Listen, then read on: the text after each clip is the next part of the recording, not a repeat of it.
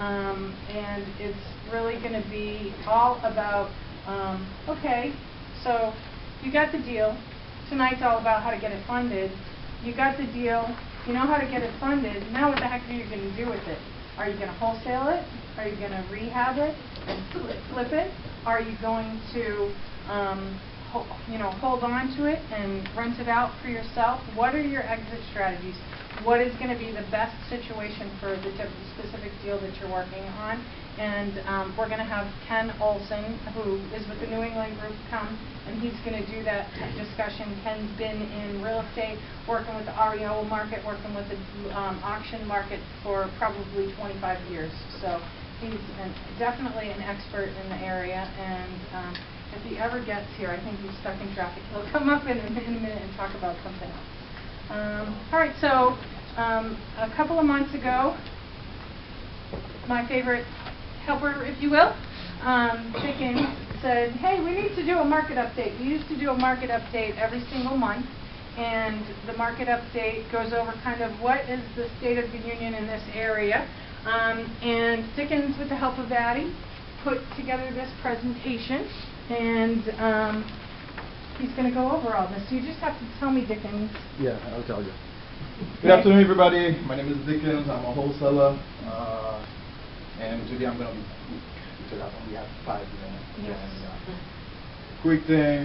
I want to thank Bernadette for the opportunity. I want to also thank Addie for putting everything together. So Addie, the expert. All the easy questions are for me. The difficult questions are for Addie. Just kidding. Okay, we are going.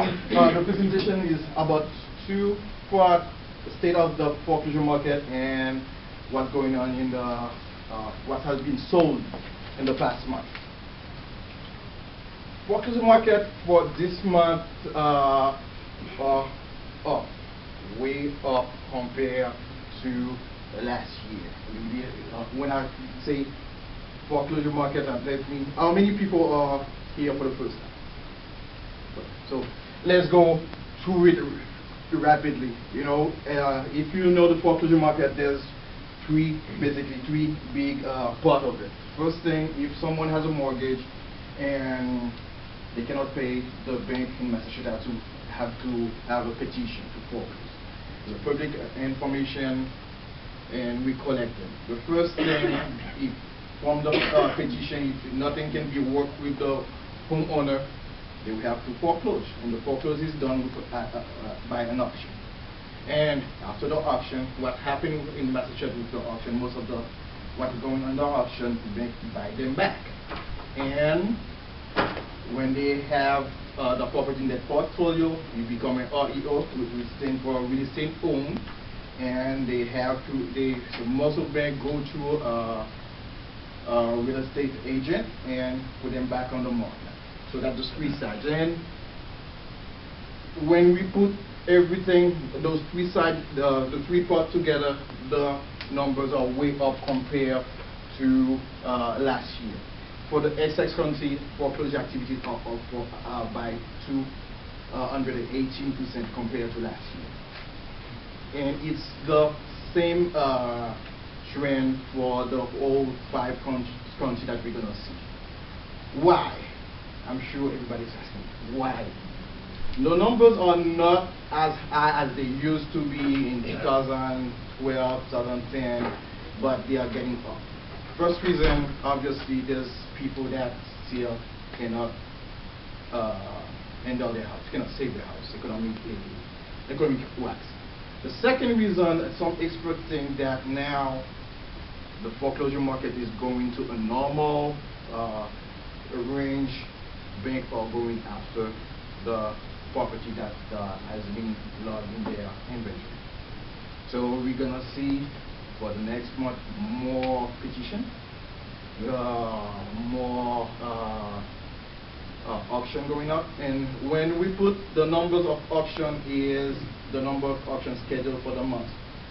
Sometimes the same property can be rescheduled, so it's not the number of properties, the number of auctions scheduled for the month. That's the number. So, and I already gave 2 reasons. Economically, people still cannot afford their home.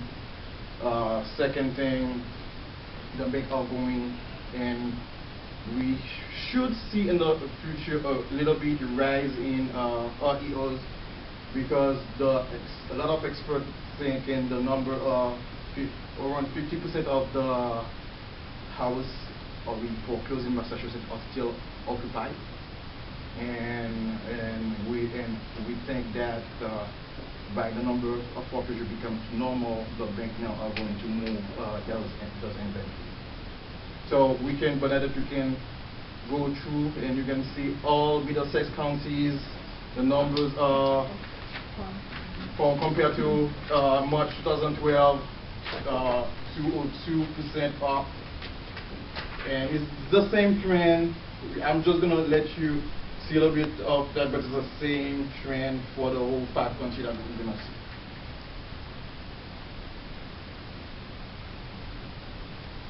Dick, as we go through this, my understanding is nationally foreclosures are leveling off or going down.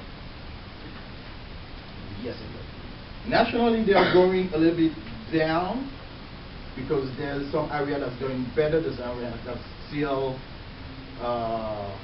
not doing so good. You know, when we aggregate the numbers nationally, but that's the interest of doing such work, because you have to see things locally, you know.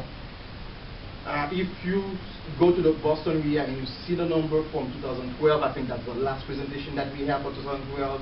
Those numbers are ridiculously low compared to 2012, 2011 number that we used to have. But the trend is, I don't think is, in a lot of experts that I read this month, I don't think there's a new wave of foreclosure. Is bank aggressively going after things that they have, you know. We used to talk about the shadow inventory. Maybe they are tapping into the shadow inventory. All right, you got 2 minutes now. Ooh. Okay. Okay. Now let's talk about what has been sold in the past months. The state of the market right now is the day on the market is going down for all the 5 counties.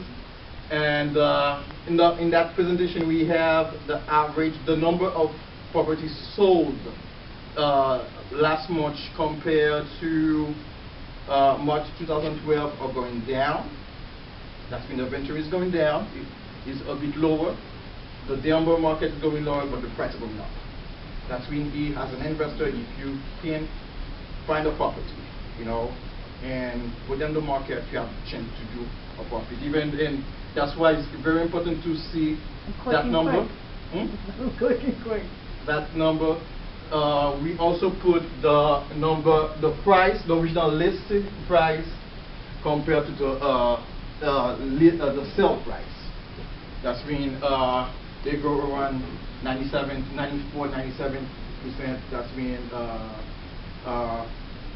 people are selling their property around 97 of what they are putting on the market originally, which is a good thing.